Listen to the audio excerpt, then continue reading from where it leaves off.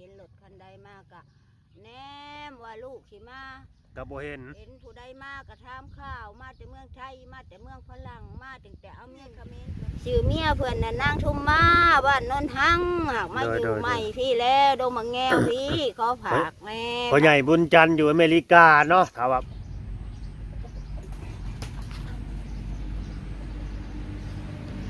กราบสบายดีพ่อแม่พี่น้อง FC ทางแพงเบิร์ดสุขุสุคนเบิร์ดสุมองสุบอนเนาะพอๆกับช่อง YouTube บ่าวลาวพาเพลินคือเก่าพี่น้องเอ้ยเนาะมื้อนี้เฮาก็อยู่ที่บ้านดงมักแง้วคือเก่าเขาแหละเนาะก็คือบ้านเฮาอยู่นี่แหละเฮาก็อยู่ดงมักแง้วพี่น้องเอ้ยแต่ว่าสิเป็นดงมักแง้วน้อยเนาะเพราะว่าเป็นบ้านน้อยนะเป็นคุ้มเป็นหน่วยอะไรเนาะแต่ว่าเขาเอิ้นนั้นติดปากติดคอกันเนาะบ้านนี้คมนะว่าซั่นเนาะจริงๆก็ขึ้นกับดงมักแง้วว่าซั่นซะเนาะมื้อนี้เฮาก็สิมาถ่ายอีกเคสหนึ่งพี่น้องเอ้ยเนาะซึ่งว่าเป็นเคสอันนี้ก็นักหนาพอสมควรพี่น้องตัวนี้เนาะก็คือนักหนาใจเด้อตัวนี้เด้อเนาะจะเป็นการนักหนาจิตใจเนาะเพราะว่าสิมาประกาศตามหาญาติพี่น้องเอ้ยเนาะประกาศตามหาญาตินั่นประกาศตามหาญาติหรือว่าหาลูกเพิ่นพี่น้องเอ้ยเนาะประกาศตามหาลูกชายเพิ่นหลังจากที่ว่าขาดการติดต่อกันหลายผ่าหลายปีเนาะว่าไปทำการทำงานอยู่ฝั่งไทยแน่เนาะแล้วก็ไปมีครอบมีครัวอยู่เขมรแน่ว่าซั่นเนาะก็คือแม่ใหญ่นั่นแหละพี่น้องไอ้แม่ใหญ่ทุ่มมาแหละเนาะแม่เฒ่าทุ่มมาแหละเพิ่นมาขอความช่วยเหลือมื้อนั้นก็ดีแล้วมื้อนี้ก็มาขอความช่วยเหลืออีกก็คือแบบว่าให้ประกาศตามหาลูกให้แน่เนาะว่าเป็นตายหลายดีในใดก็อยากฮู้นะเนาะถ้าเกิดว่าลูกเบิ่งหรือว่าลูกส้มอยู่ลูกเห็นอยู่ก็ติดต่อมาหาแม่แน่อย่างเนาะแล้วก็ฝากให้กดไลค์กดแชร์เนี่ยเด้อพี่น้องเด้อเนาะฝากกดไลค์กดแชร์เนี่ยแล้วก็เห็นให้เห็นนั่นจิตเห็นใจไปว่าอกคนเป็นแม่นะพี่น้องเอ้ยเนาะหลังจากที่ว่าบ่ได้พบได้พ่อบ่ได้คุยกับลูกหลายปีว่าซั่นซะเนาะไปจังไปเบิ่งไปชมกันพี่น้องเอ้ยพอเฮาก็มีฮู้เพิ่นอยู่ดอกฮู้ลูกชายเพิ่นเนาะแต่ว่าตอนยังหนุ่มหรือว่าเป็นวัยรุ่นอยู่ว่าซั่นซะนี่แหละเพิ่นก็นั่งอยู่นี่พี่น้องเอ้ยโดยสบายดีแม่ใหญ่สบายดีลูกโดยสบายดีก็คือมาอีกรอบนึงพี่น้องเอ้ยเนาะบ้านนี้ก็ได้ก็คือสิมาเพิ่นมาขอความช่วยเหลือประกาศตามหาลูกชายเนาะแม่ใหญ่เนาะเห็นลูกชายหลายพระหลายปีแล้วมีแต่ห้องแต่หายเห็นรถคันใดมากะแนมว่าลูกขี่มา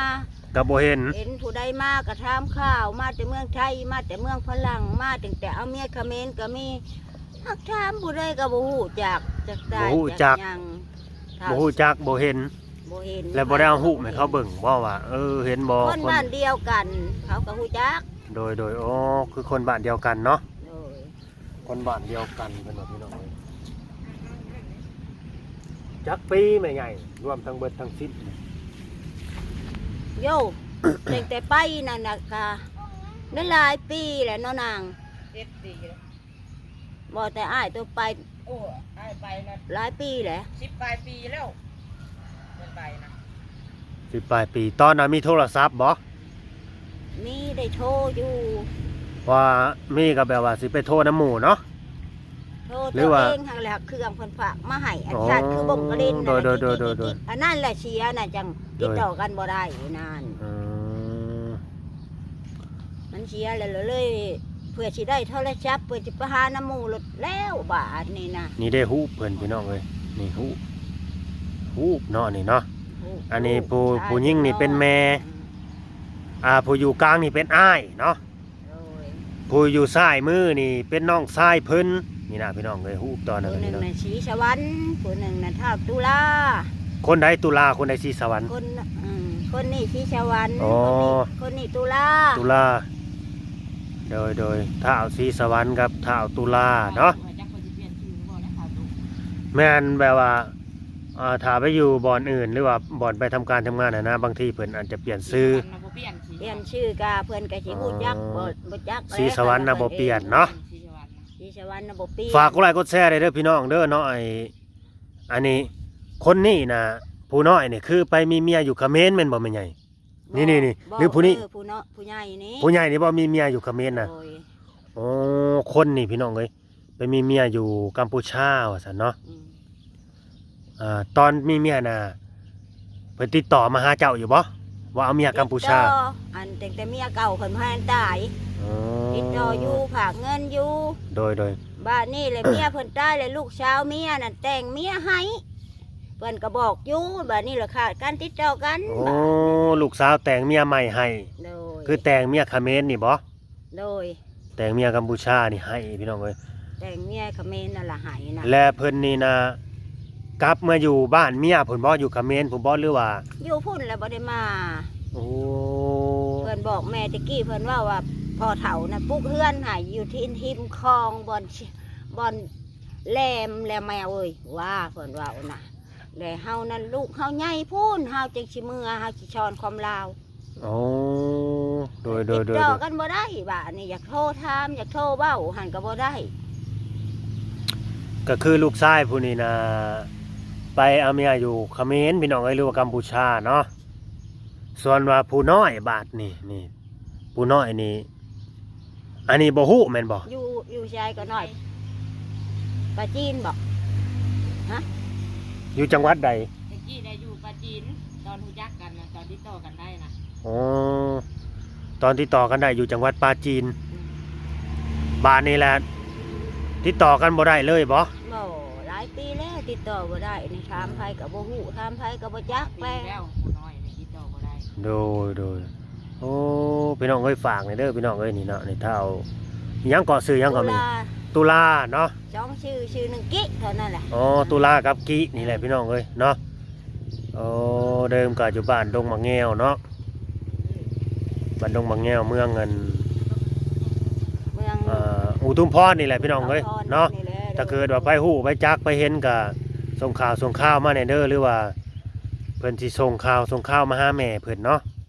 ก็บ่ว่านี่ก็พี่น้องเอ้ยเนาะให้ติดต่อมาหาแม่แน่หั้นนะ คันไปฮู้ เนาะ ไปเห็นก็ให้ โด บอก ย แน่คันว่า ให้บ บ่ อก ได้ แน่ ลินอันเพชรลินลายก็ได้บ่ได้กดไลค์กดแช แม่ ร์ น ก็ได้คันมีผู้ใกล้ผู้เคียงผู้จักนั่น โด ก็ ย ให้ โดย บอก โดย ให้แน่นะ แม่น ชื่อเท่าชีชวันกับตุลา ตุลา คนบันดงเหมืองแง้ว โดยเนาะก็ฝากในเด้อพี่น้องเด้อเนาะฝากทางFC เฮานี่เนาะเบิดสุคนหรือว่าคนที่อยู่ในจังหวัดอันปราจีนเนาะแต่ผู้ว่าอยู่ปราจีนน่ะเพิ่นอยู่อำเภอใดเมืองใดหั่นนะเนาะ แม่นเลยแม่น ถ้าฮู้น่ะมันก็สิแบบว่าติดตามง่ายบัดนี้ อืม คันฮู้นะคันฮู้แบบว่าบ่อนเพิ่นอยู่อันอยู่ในอำเภอหยังหรือว่าเมืองหยังหั่นนะมันก็สิติดต่อง่ายบาดนี้หั่นนะแบบเกิดว่าบางทีมี FC เฮา แม่น เพิ่นอยู่ในละแวกนั้น แต่ นะ กี้ยังจะว่าหูจักแนวนี้มันบ่จักแล้วของแนวบ่ได้ ไอ้ ติดต่อกัน ฮู้อยู่บ่ว่าอยู่ในไสปราจีนน่ะอยู่ในอำเภอหยังในตัวเมืองหยัง คนบ่ได้บอกเลยตอนนี้ บอกแต่ว่าอยู่ปราจีนเนาะ โดย อ๋อพี่น้องเอ้ยฝากในเด้อเพิ่น อบ ยู่ อก โรง ว่า งานเก็บเครื่องเก่าเพิ่นว่าแต่เพิ่นมา เจ็ดเล็กบอก แต่เพิ่นมานะมาดาวน์โหลดให้น้องชายนี่จังหลายปีแล้วโหลดจนหมุนค่ะ โดยประมาณจักปีแหละอันนี้นะพูนเอาขี้กับธันวานี่นะ กับตุลานี่ เวลาขาดการติดต่อนะอยู่หมองหาปี มอง5 ปีเนาะผู้น้อยนี่ได้ เลย อ๋อผู้น้อยนี่มอง5 ปีพี่น้องเอ้ยประมาณ5 ปี คือขาดการติดต่อเนาะ เลย เพราะว่าตอนนี้ทั้งแม่แล้วก็เอื้อยเนาะก็ยังรอคอยเจ้าอยู่ว่า น้อง ซั่น สาวได้ ๆเอาเป็นน้องบ่ เอื้อยผู้นี้ โดยนี่เป็นเอื้อยผู้นี้ เอื้อยผู้น้อยนี้ เป็นเอื้อยผู้นี้ น้องสาวผู้นี้ น้องสาวผู้นี้อ๋อก็คือว่า เอื้อยกับน้องสาวนี่เนาะยังรอคอยซุมเจ้าอยู่ว่าซั่นซะเนาะ แม่กะน้ำมือ แม่กะ เฒ่าแล้วชิโลน โดย ไปแล้วก็ โดย จะเห็นหน้าลูกหน้าเต้าแล้ว โดยแม่ก็ได้แต่คล้องได้แต่คอยเนาะ น้ำหนึ่งกับยานะ โดยแล้วฟันยังอยู่บ่แม่ใหญ่ฟันยังเห็นลูกหาลูกอยู่บ่ พันอยู่หักแต่พันเห็นหมอน้อยนี่อีตัวเอื้อยมันพันเห็นน่ะ ฟันเห็นเป็นได้ ปะโตนะ ฮะ ลังเถื่อผัดปะกระโตหักบ่ได้ปะดอกสุ่งนะหักเสือนี่บ่ได้ใช่นะ อืมฟันเห็นอยู่ว่าซั่น หักขึ้นว่านี่พันเห็น ลมทั้งพลมาหลุดกกไม้กกต่อขาดไปแล้วไปแล้วเห็นพวกนี่นะอยู่ข้างๆแม่เรื่องนี้นะ โดย อยู่ข้างขางเบื้องคุณแม่เบื้องนี่ผัดยาคู่หักข้าวกับใบแล้วของแม่กับเขาอันนี้เนาะ อ๋อก็เลยมาทั้ง จักว่าสิอยู่จักว่าสิยั่งก็บ่จักสาธุขันยัง โดย เนาะ ให้พูดให้ผู้แน่มีผู้ชมข่าวชมการ แม่ แน่ น คนอันนี้นะเจ้าหน่อยบ่จักไปบ่ได้จักโถชนจังหางบ่จักทางมาบ้านมาเมือง นี่หมอนี่นั่นมาลงรถอยู่ท่าแขกจนเข้ามาชง บ่จากทางมา บ่จักเฮือนตัวเอง อ๋อ ข้าวนั่นก็ได้ไปโรงงานเห็ดเพียงขายน้ำขายใน มาจนว่าหมู่มาชง ลูกชายเพิ่นเบิด2คนพี่น้องเอ้ย นั่นว่าลงบ้านลงเมือง ขอให้ และ เป็นเจ้าก็ช่วยเทวบุตรเทวดาก็ให้ป้อให้ป้องมาให้เบิ่งเห็นหน้าเห็นตา โดย สา สาธุ สาธุ เนาะ นอนกลางคืนก็ให้เนี่ยเราอย่าให้แล้วเนี่ยนี่ มันหลายมันถึงเลยเนาะแม่ใหญ่เนาะ ถึงแล้วแต่กี้เราโอ้ยอยู่ไสเด้เห็น จัก หมู่มากก็ จะน้อยหมู่มาเว้ามาโอ้มาลมน้ำเว้าแล้วมันข่อยมันต่ำเนาะ กินฮอดเขาอะนะประมาณนี้โอ้เป็นอย่างนั้นเนาะ น้ำตาเราพุ่งๆนะ เห็นหมู่ โดย มาจากเมืองไทย เห็นหมู่เอ้ยเฮามาตั้งแต่เมืองบ้านเมียเฮาให้บ่หานกล้าสิไปหับเขา โดย ให้ไปถามแล้วผู้น้องไปถามเขาก็ว่าบ่เห็น และผู้นี้นะผู้น้อยนี่นะไปเองบ่หรือว่ามีผู้พาไปแม่ใหญ่ไปกรุงเทพนี่ ไป ไปเอ เอง ง หลักรอบไป อ๋อ มีแต่พากันหลักไป โดย บ่ได้ ตอนนั้นมีแต่ พาไปดอก ตอนเขาไปอยู่บ่แม่นตอนนั้นเราไปอยู่ปาจินนี่ มีบัตรมีเบอร์แล้วบ่ มีวันแรกของแกเพิ่นให้ โอ้ แก้คนเฮ็ด ก็คือมีบัตรมีเบอร์เรียบร้อยพี่น้องเอ้ยเนาะไปอยู่ปาจินนี่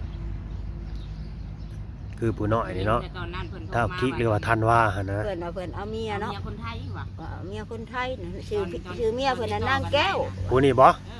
ผู้น้อย อ๋อเมียคนไทยผู้นี้นะว่าเมียคนไทยเนาะ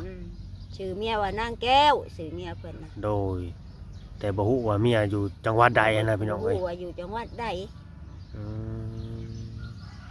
ก็ได้แต่ ของบ่ได้พามายามแม่จักเทื่อ เฮาก็ได้แต่ภาวนาว่าขอให้ลูกชายแม่ใหญ่เพิ่นนี่แหละยังอยู่ดีมีแห้งเนาะ โด ยังมีชีวิตอยู่ว่าซะๆอันนี้ว่าเอาตรงๆโลด การมี เนาะ ชีวิตอยู่น่ะก็ให้ข้าวมาหาแม่ โดย แน่ โดย เบิ่งเอาเด้อนี่เนาะ ข่าว แม่ มา เจ้าประกาศ ใน หา นี่ อ แล้ว ยู่ ในบอนเพื่อนอันนี้นี่แหละ โด ว่าย ยัง โดย อยู่ แล้วก็ ม่ ฝากกดแชร์ให้เฮานะ แต่บ่มีหยังตรวจทุกถูกได้ยากบ่หรือว่าถือเขากักเขาขายก็ให้เว้ามาอยู่ในหันแหละ อยากฮู้เนาะ แม่อยาก อยาก ฮู้ ฮู้อยากจัก เดี๋ยว นั่นแหละ บ่จักกันว่าโอ้ยเอาลูกเอาเมียแล้วบ่จักทางเมื่อแล้วแม่เอ้ยบ่มีเงินมีคำกะขยาแม่กับภาวนากับชาถูให้อยู่ดีไม่แห้งเท่า โด นั้นแห ย ละ โดยให้อยู่ดีมีแห้งเนาะกันอยู่กับลูกกับเมียเจ้าก็อยู่ดีมีสุขแหละครั้งนี้ก็สบายใจเนาะ แม่น ว่าลูกได้ดิบได้ดีก็สบายใจนะขอให้แต่ว่าลูกนะอยู่ดีมีแห้งแหละก็เนาะยังมีชีวิตอยู่นะพี่น้องเอ้ย ว่าใช่ให้พ่อนั่นแล้วให้ลูกอยู่ดีมีแห้งขึ้นเงินได้เงินขึ้นทองได้ทองมาแล้วจะเหตุอย่างไรแม่น่ะยามได้ก็บ่ได้ปัดว่าเว้นว่าโอ้ยทั้งชั้นจังซี่บ่ได้ปล่อยได้แซงลูกได้มีแต่ว่าสาธุให้ลูกน่ะอยู่ดีมีแห้งให้เขาพ้นเขาผู้มาเท่านั้น โด ได้ ย ยินข่าวว่าเพิ่นไปกวดตำรวจล่าวไปกวดอยู่เมืองไทยโอ้ยจะถูกว่าถึงลูกผู้ขามาให้นึกว่าชี้ได้ลูกเอ้ยแม่น่ะสิได้จ้ะ ไปกวดคนมาน่ะบ่ อืม ก็คือรวมๆแล้วนะเพิ่นแบบว่าขาดการติดต่อกันนี่คือผู้อ้ายนี่7 ปีบ่10 กว่าปีเนาะผู้อ้ายนี่เนาะ 10 กว่าปีแล้ว ผู้น้องนี่เด้ น้องนี่ ประมาณ 7 ปี 7 ปีเนาะโดยนี่ผู้นี้พี่น้องเอ้ยนี่คือขาดการติดต่อนี่ประมาณ7 ปีนี่เนาะ 7 ปี ถ้าว่าธันวาหรือว่าเท่ากี้นี่เนาะ ตุว่า ตุลา เออ โอ้ตุลาพี่น้องเอ้ยขออภัยครับเพราะว่าไปธันวาเลยหรือว่าเท่ากี้นี่ประมาณ7 ปีอันนี้เนาะส่วนว่าอ้ายเพิ่นนี่10 กว่าปี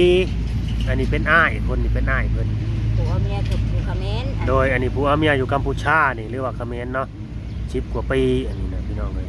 เนาะอืม ฝากในเด้อพี่น้องเด้อเนาะฝากกันช่วยกดไลค์กดแชร์เนาะให้แม่ใหญ่ทุมาเพิ่นได้พบได้พ่อหรือว่าได้เจอกับลูกชายเพิ่นว่าซั่นซะเนาะ ถ้าว่าลูกชายเพิ่นเบิ่งคลิปนี้อยู่หรือว่าเห็นคลิปนี่ก็ติดต่อมาเนาะติดต่อมาสั่ง โดย ทาง2ทางเฮานี่แหละ Facebook บ่าวลาวพาเพลินแล้วก็ LINE ID นี่ร้อนแล้วก็ บอกพ่อจะรัดหาให้นะว่า ตามช่องนี่นะพี่น้องเอ้ยตามช่องอยู่ในนี่แหละ ผัวเก่าอยู่สหรัฐว่าได้หายว่าได้พิษว่าได้เลวกัน แต่ข้าวตะกี้กันจะตั้งมาอยู่ไหมแล้วเพื่อนปบเด้ช่าเพื่อนปบเลยเพื่อนกลับไปเลยอยากได้เมียไปน้ำเมียกับบอกกล้าไปหันเพื่อนยังถือปืนใด บ่ อยู่หิมของน่ะ โดย ถือปืนจนบ่มีบอลปาดบอลแว่หักว่าเป็นอยู่ชูนนะโพพุ่นเลยขอฝากแน่เลยชื่อเพื่อนนั่นพ่อใหญ่บุญจันทร์ชื่อเมียเพื่อนน่ะนางทุ่มมาบ้านนนทังหากมาอยู่ใหม่พี่แล้วดงมาแงวพี่ขอฝากแน่ พ่อใหญ่บุญจันทร์อยู่อเมริกาเนาะถ้าว่าเบิ่งคลิปนี้นี่ก็ฝากไว้ถึงพี่น้องอันชาวลาวเฮาที่อยู่อเมริกาเนาะถ้าเกิดว่าฮู้จักพ่อใหญ่บุญจันทร์ว่าซั่นซะตอนนี้เพิ่นก็สิอายุประมาณราวๆเท่าใดแม่ใหญ่ เพื่อนหนนะ โดย โย่ผู้ขาก็ได้70ปลายเพื่อนก็ชื่อว่าง80นี่แหละ อ๋อฮักตอนน่ะเพิ่นเป็นอ้ายแม่ใหญ่เนาะรุ่นอ้ายเนาะ โดยก็ฝากเด้อพี่น้องเด้อเนาะฝากเพิ่นก็ฝากไปถึงแบบว่าพวกเก่าเพิ่นเนาะหรือว่าสามีเพิ่นนั่นแหละที่ว่าเคยอยู่กินนํกัน เพื่อนน่ะเป็นคนบ้านนาเสือก โดย ผู้ขานี่คนบ้านนนทัง มีลูกนํกันจักคนแม่ใหญ่ มีลูกน้ำกันน่ะเท่าแอเพื่อนหักใส่ชื่อเท่าแอนั่นเท่าชุนเท่าผู้ทอนเพื่อนใส่ชื่อชุน โดย เพื่อนให้นั่ อ๋ น อมีลูกนํกันผู้หนึ่งเนาะ โดย คือพ่อใหญ่บุญจันทร์ คันแน่ว่าผู้ใหญ่บุญจันทร์ยังนะ โดย ดีมีแห้งกะคือเห็นลูกเห็นเมียแน่เมียทุกข์ยากจน โดยเมียเจ้านี่ เก่าหัวหยากินแล้ว โดยเมียเจ้านี่ทุกข์ยากขนาดเด้อพ่อใหญ่เด้อคู่มือนี่เนาะ บ่มีพี่บ่มีน้อง พ่อแม่ก็ตายเบิดแหละคันลูกผัวได้ยินแล้วก็โอ้ยขอแน่จักสิชาหาชิป โดย ชงมาให้ผู้ขาเนี่ยเด้อในคลิปในไลน์นี้นะ พ่อใหญ่บุญจันทร์เนาะก็ฝากทั้งพ่อแม่พี่น้องหรือว่าพี่ป้าอาป้าลุงอะไรเนาะที่ว่าอยู่ต่างประเทศ อัน เนาะ นั้น ถ้า ก็ เกิดว่า ชื่อกุ๊กเพิ่นอันชิดอันชื่อในอันทหารอยู่ในอันทหารนั่นชื่อบุญจันทร์ชื่อเพิ่นน่ะชื่อชิด โดย กันหูจักในคลิปในไลน์อันนี้แหละก็ขอฝากฟังในอยเด้อคือเห็นลูกเห็นเมียแน่ โดยก็ตามนั่นแหละพี่น้องเอ้ยถ้าเกิดว่าผู้ใดที่ว่าอยู่ต่างประเทศเนาะและฮู้จักว่าพ่อใหญ่บุญจันทร์หรือว่าเพิ่นซื้อซิดนํเนาะ โดย คนที่ซื้อบุญจันทร์เลยก็ซื้อซิดพี่น้องเอ้ยก็ฝากให้เพิ่นเบิ่งคลิปนี่นำในเด้อว่าเพิ่นยังจำมันเมียเพิ่นได้อีบ่นะเนาะคือแม่ใหญ่ทุ่มมานี่นะถ้าเกิดว่าเพิ่นจำได้ก็ให้เพิ่นติดต่อมาหาแน่พี่น้องเอ้ยเนาะให้เพิ่นติดต่อมาหาเมียเพิ่นแน่ติดต่อมาผ่านช่องทางนั้นนี่แหละเนาะFacebook ว่าเราว่าเพิ่นแล้วก็ไลน์ ID ขึ้นในหน้าจอนี่พี่น้องเอ้ยเนาะหรือว่าทักทายเข้ามาได้ในใต้คอมเมนต์เด้อเนาะ โดยพี่น้องเอ้ยแล้วก็สุดท้ายก็เฮาก็สิได้จบคลิปไว้ซ้ำนี่เลยเนาะเพราะว่ามันก็ยาวพอสมควรเลยพี่น้องเอ้ย แม่นั่นแหละ หลังจากที่มาประกาศตามหาลูกเพิ่นเนาะแล้วก็มาต่อแบบว่า หาผัว เพิ่นก็ อีก หาผัวเพิ่นอีกอะนะพี่น้องเอ้ยเนาะอยากก็แล้วก็อยากขอความช่วยเหลือนำผัวแน่ว่าซั่นซะเพราะว่าชีวิตเพิ่นตอนนี้ก็ตกทุกข์ได้ยากพี่น้องเอ้ยลำบากเนาะข้าวน้ำซ้ำปลาให้หน้าตากะก็บ่มีเฮ็ดมีอยู่มีกินเลยนะพี่น้องเอ้ย เนาะ ก็ว่าเฮือนซ่านบ้านซองก็อย่างคือที่เอามาถ่ายให้เบิ่งอะไรพี่น้องเอ้ยเนาะสังกะสีก็เวลาฟ้าลมฝนตกมาก็ฮู้ว่าลุบ่มีบ่อนอยู่บ่อนเซาหั้นนะประมาณนี้เนาะ ปบมาอยู่นอกพี่บ่ โดย เรื่องก็เอามาอยู่นอกอยู่ในมันหัวแห้ง แต่ละมื้อนี่ก็มีแต่หากินไปวันๆเนาะรับจ้าง โอ้ย ปลูกอ้อยขุดก้นก้นมันนี่หยังประมาณนี้แหละพี่น้องเอ้ยเนาะหาพอหาได้ก็หาไปตามบ้านเฮานั่นแหละเวลามีเวียกมันก็พอได้หาเนาะ แม่ จะน้อยเบิดเวียกนี่ก็อยู่ซื่อๆ อยู่ชื่อๆแล้ว โดยเบิดนาแบบว่าเขาปลูกอ้อยปลูกมันแล้วก็อยู่ซื่อๆแล้วบาดนี้พี่น้องเอ้ยบ่มีแนวเฮ็ดแนวทำแล้วบาดนี้เนาะโอเคเด้อพี่น้องเด้อสุดท้ายก็เฮาก็ขออวยพรให้เนาะไอ้ทั้งแม่ใหญ่ทุมมานี่แหละให้เพิ่นได้พบได้พ้อกับลูกชายเพิ่นซะเนาะแล้วก็ผัวเพิ่นนํเนาะแล้วก็ให้เพิ่นนี่มีสุขภาพเข้มแข็งอยู่ดีมีแห้งเนาะอยู่เป็นหนุ่มโพมใส่ให้ลูกให้หลานเพิ่นต่อไปเนาะสำหรับ FC เฮาบ่ที่เข้ามาเบิ่งมาชมก็ขอให้อยู่ดีมีแห้งแล้วก็อยู่เย็นเป็นสุขเบิดสุขสุขคนเด้อพี่น้องเด้ออย่าเจ็บอย่าจนให้ร่ำให้รวยเนาะโ ไปแล้วพี่น้องเอ้ยสบายดีแม่ใหญ่สบายดีสาธุโดย